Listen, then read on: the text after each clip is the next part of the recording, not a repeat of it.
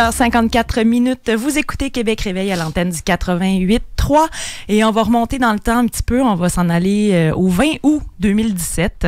En fait, le 20 août 2017, Monsieur Jaggi Singh a été arrêté lors de la manifestation qui avait lieu contre la meute à Québec. Le 4 avril, il y a donc quelques semaines, on est en 2019, la Cour d'appel lui a donné raison et c'est à cause de finalement les procureurs et le SPVQ ont besoin de fournir les notes des policiers durant la manif au juge du procès. Donc, c'est la demande que Jaggi avait fait.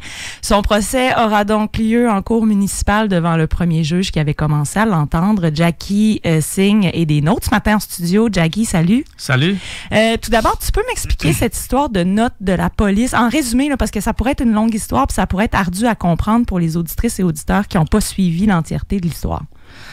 Oui, c'est un peu bizarre. Ça devient une longue affaire pour quelque chose qui est assez banal et mineur. J'étais même lâché la même journée. J'étais arrêté une semaine après des commentaires par le maire de Québec. Oui. Mais j'ai demandé toutes sortes de divulgations de preuves, incluant les notes des policiers. Oui. À cause de ça, les procureurs ont décidé d'aller au cours des cours supérieurs pour empêcher ça, mais aussi pour dire que le juge original, juge Bordelot, qui vient de Shawinigan, qu'il est partial en ma faveur. C'est ça. Et finalement, le cour d'appel a prononcé que non, le juge n'est pas partial dans ma faveur. Le fait que le juge, de temps en temps, fait des décisions indépendantes, ça veut dire pas qu'il est partial en mon faveur et que les notes demandées par le juge faut être fournies. Et on va voir qu'est-ce qui se passe. La prochaine date, c'est aujourd'hui à Sainte-Foy. On va retourner en 2017. Je parlais de la manifestation de la meute. Et donc, pourquoi tu y étais? Il y avait beaucoup de gens qui étaient là pour contre-manifester. Pourquoi, toi, est-ce que tu t'es pointé parce que tu es arrivé de Montréal? Donc, pourquoi est-ce que c'était important pour toi d'être là? D'abord, merci pour cette question parce que avec tout ce qui se passe avec l'aspect juridique, on oublie les raisons pourquoi on était là. Puis pour moi, une motivation primordiale, c'était le fait que même pas 6-7 mois après le massacre à Grande Mosquée, voici un groupe qui essaie toujours de blâmer les musulmans et musulmanes pour les problèmes de notre société. C'était dégueulasse et c'était un geste de solidarité avec ceux et celles ici à Québec qui luttent contre l'extrême droite et le fascisme. J'étais là avec 4 autobus de Montréal et on a manifesté, on a dansé, on a réussi à bloquer la meute. Le massacre de janvier 2017, c'était un moment pour une grande réflexion sur le racisme, sur l'islamophobie, sur toutes sortes de choses. Mais pour l'extrême droite, c'était le moment d'augmentation de leurs activités. Et malheureusement, on voit les conséquences de cette augmentation de leurs activités parce que certaines de leurs idées, c'est maintenant normalisé dans la société québécoise. Mais c'est pour cette raison on était là et j'étais fier d'être là avec plein d'autres antiracistes partout le Québec pour manifester contre l'extrême droite. Jaggi, j'ai envie de te demander, la meute, là, c'est un groupe, selon toi, fasciste. Pour quelle raison? Non, j'ai dit extrême droite. Extrême droite, pour quelle raison? Mais les groupes qui blâment les problèmes de notre société sur les dos des groupes identifiés. Au passé, les Juifs, même aujourd'hui, les Juifs, les musulmans, les immigrants, les féministes, les queers, les trans. Ça, c'est, je pense, un de les signes d'un groupe d'extrême droite, de blâmer les problèmes sur un ennemi, l'extérieur. Normalement, les gens déjà marginalisés d'une façon ou l'autre. Okay. Alors, voilà une définition, je pense, qui est très importante. Puis là, on a des nuances entre l'extrême droite versus fasciste, parce que les fascistes veulent vraiment imposer leur politique d'une façon autoritaire, dictatoriale. Mais voilà. Et pour cette raison, je pense que ces groupes ont besoin d'être opposés et ne pas perçus comme juste un autre acteur politique normal comme les autres acteurs politiques. Donc, c'est pour ça que tu as tenu à descendre à Québec. Descendre ou monter, je ne sais jamais. Mais en tout cas, venir ici. Oui, je pense que c'est descendre. Oui, c'est descendre le fleuve, hein? Je pense que c'est ça. Tu as été accusé d'entrave et de supposition de personne parce que lors de ton arrestation, tu t'es présenté sous le nom de Michel Goulet, ayant comme adresse le Colisée. Oui. Bon, est-ce que, j'ai posé une question, est-ce qu'il faut avoir un bon sens de l'humour pour militer de manière aussi intense et durable comme tu le fais? Parce que ça fait presque, 15 ans que tu milites comme ça? 20 ans et plus, oui. Ouais. Oui, on a besoin d'un sens d'humour. L'ironie de cette remarque, c'était une façon de désescalader la situation. Presque la seule chose que je peux discuter avec les policiers, parce que normalement, je ne discute rien, c'est le hockey. C'est ça, tu parles de hockey avec eux. Mais je n'ai pas vraiment parlé de hockey. J'ai dit Michel Goulet parce c'était clair, c'était moi. Ils ont même dit mon nom. C'était une façon de désescalader la situation, de peut-être avoir un petit sourire pour baiser un peu la tension qui était là dans le camion des policiers. Alors, mais en général, oui, l'humeur est une de nos armes très, très importantes. Et d'ailleurs, tu as dit aux francs-tireurs que quand tu parles de hockey avec les policiers, ton équipe, c'est les Maple Leafs. Mais pas vraiment mon équipe. Pas vraiment.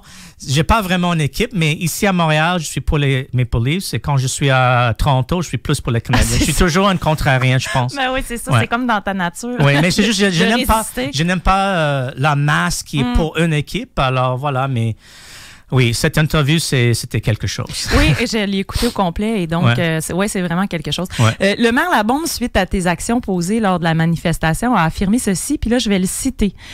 Pour ce qui est du groupe de signes, ce sont des crétins. Banaliser la violence comme ils le font, ça n'a aucun bon sens. J'aimerais ça connaître ta définition de la violence. Mais les commentaires du maire, c'était démagogique, clairement. J'ai pas un groupe, nous sommes pas des chrétiens, puis moi-même... Des crétins qui dit pas des chrétiens. Ah, pardon. Ni chrétien, ni chrétien. Il y a une différence à faire. Mes actions, c'était assez clair cette journée-là. Même avec les accusations, c'était des choses pas violentes. Moi, je veux dénoncer la banalisation de violence qu'on jamais dénonce, comme la violence de pauvreté, la violence du fait qu'on habite sur des terres qui étaient possédées par un processus de génocide des Autochtones. Alors ça, c'est une vraie banalisation de violence. Mais c'est pas une surprise que chaque fois qu'on voit destruction de propriété ou une manif qui tourne mal, soudainement, on dénonce la violence. Pour moi, il faut vraiment parler de vraie violence de société. Bien sûr, violence, c'est agression sur une personne. Et moi, je pense pas que c'est une tactique qui est bon. Mais en même temps, le commentaire que j'ai fait à l'époque et que je fais maintenant et aujourd'hui, c'est que dans une lutte à long terme contre le fascisme, de temps en temps, on a besoin d'utiliser la violence. Ça veut dire pas qu'on banalise ça. Ça veut dire pas ici au Québec, on a besoin de faire ça. Mais l'autodéfense ou les mouvements au passé contre le fascisme, contre le colonialisme, il faut parler de vraies choses et pas d'une façon démagogique de ça. Moi, je viens d'une tradition anticoloniale. Il y a d'autres personnes qui viennent de cette tradition aussi. Et là, on mit pas la violence comme une chose qu'on glorifie, mais en même temps, c'est pas une chose qu'on cache. Mais ma façon d'agir, c'est assez clair. J'utilise pas la violence par n'importe quelle définition. Mais en même temps, je vais jamais marginaliser ou mettre à côté des autres camarades qui font recours à ça. Et je parle d'un contexte historique et plus large. Oui, c'est ça, parce qu'on sait que la violence a été utilisée à de nombreuses reprises pendant des manifs partout dans le monde. Bref, c'est une tactique qui, comment dire? Mais pas juste les manifs. La lutte contre le fascisme en Italie, contre Mussolini ou contre Hitler en Allemagne ou contre les dictateurs en Amérique latine. Les gens étaient besoin d'autodéfendre et on peut pas cacher ça pour garder une certaine priorité devant les médias de masse ici. Je suis pas un politicien. Je veux parler de vraies choses et de parler de vraies choses, ça veut dire qu'on a besoin d'avoir une discussion honnête. Mais les commentaires de maire, c'était pas une porte pour avoir une discussion honnête sur ça. C'est plus un feu vert pour dire aux policiers et le procureur de m'arrêter parce que j'étais arrêté une semaine après. C'est ça. Ouais. Et ça, c'était-tu la première fois que ça t'arrivait, ça, d'être arrêté comme après coup? Oui, c'est ça. Parce que quand j'étais lâché 30 minutes après mon arrestation, après dire Michel Goulet, tout ça, j'étais lâché. Le policier dit, peut-être tu vas recevoir une contravention dans le maire. Puis le lendemain, commentaire du maire, puis une semaine après l'arrestation. À mon avis, c'est assez clair. Je peux pas dire c'est ordonné par le maire, mais c'est... Québec, c'est une petite ville. Oui. Des fois, ça rassemble... c'est un gros village, des fois, on dit. Oui, mais des fois, ça rassemble toute la sophistication d'une grande ville. Mais des fois, ça rassemble Alabama, Mississippi, avec l'attitude petite. C'est ça qu'on a vu avec mon arrestation, à mon avis. Oui. Tu es un militant, donc altermondialiste, anticapitaliste, antifasciste, anarchiste. Les groupes d'extrême droite sont en montée partout dans le monde. C'était d'ailleurs l'objet de la manifestation anti-meute, donc de contrer ces mouvements-là. Je vais te poser une question, je vais y aller à l'envers. Là. La gauche... quand elle va dans les extrêmes, est-ce qu'elle n'est pas aussi dangereuse que la droite? L'extrême droite, quand c'est extrême, comme j'ai dit avant, c'est une politique qui blâme nos problèmes sur les dos des groupes identifiables, les féministes, les queers, les trans, les on l'entend musulmans. ici à Québec, féminazie, on l'entend sur d'autres ondes, c'est incroyable d'entendre ça. Oui, exactement, mais la radio poubelle. Ouais. Et la gauche, quand c'est la gauche, on ne blâme pas nos problèmes sur les dos des individus ou les groupes marginalisés. C'est sur les systèmes de pouvoir. C'est le capitalisme, le colonialisme. On parle de pauvreté, on parle de libération de tous et toutes. On parle d'une conception d'égalité radicale.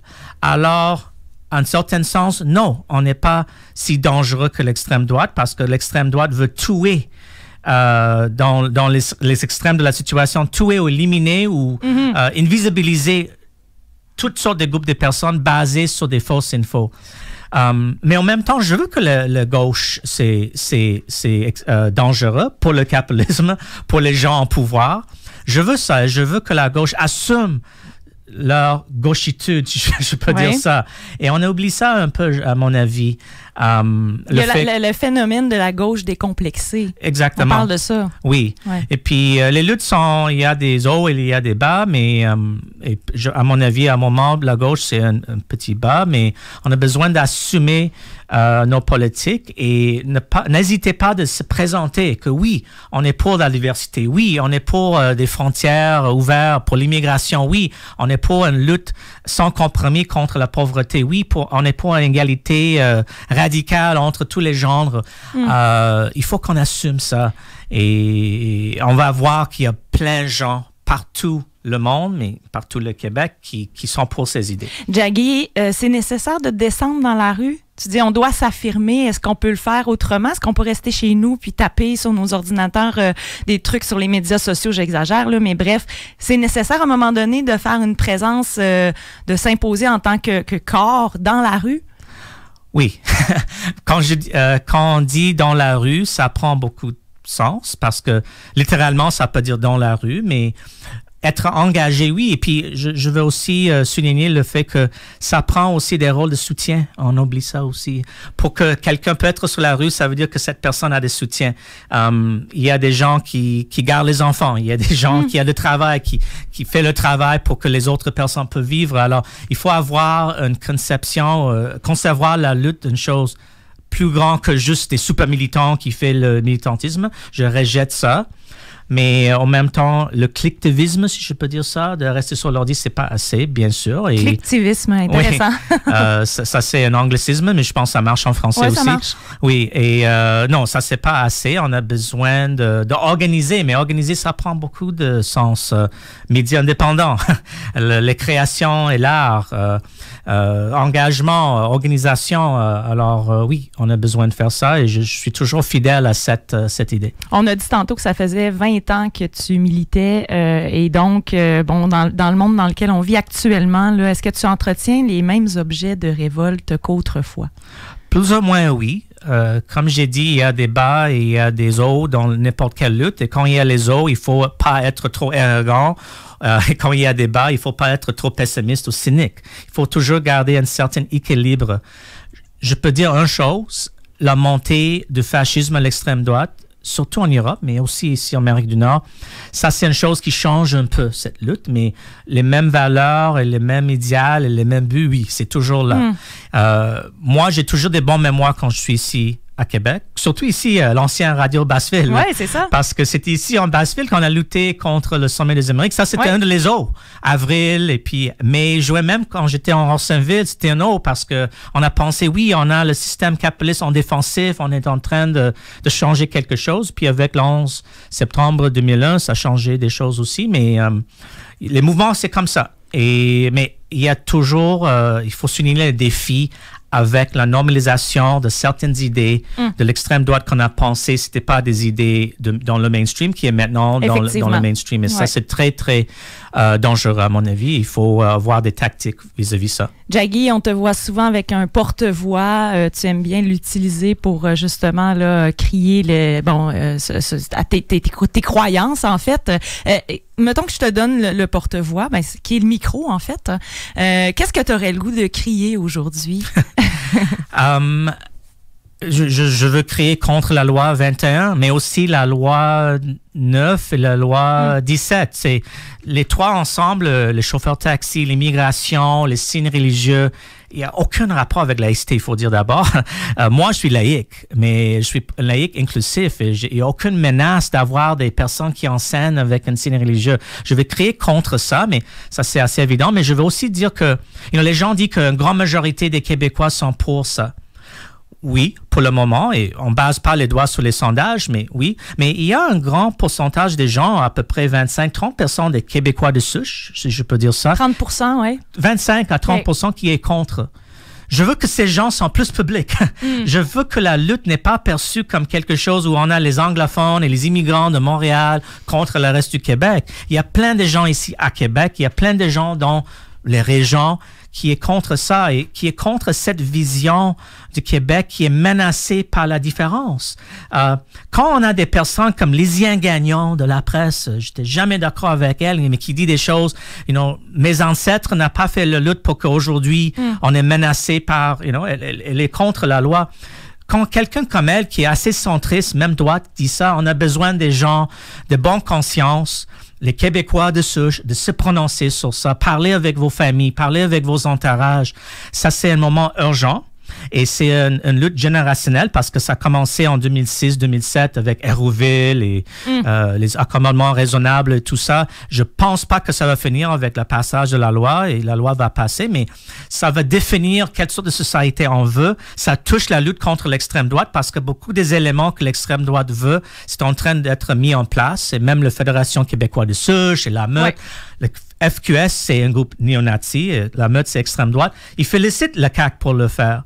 Alors, je crie pour que des gens ici à Québec joignent cette lutte, même si pour le moment on est minoritaire et même si ça paraît que la loi va passer. On a besoin de lutter contre ça avec toutes les armes à notre disposition, les armes non violentes, il faut dire. Des armes telles un porte-voix, mettons. Oui, ou l'art, ou les créativités et tout ça, mais ça, c'est une lutte très, très, très importante.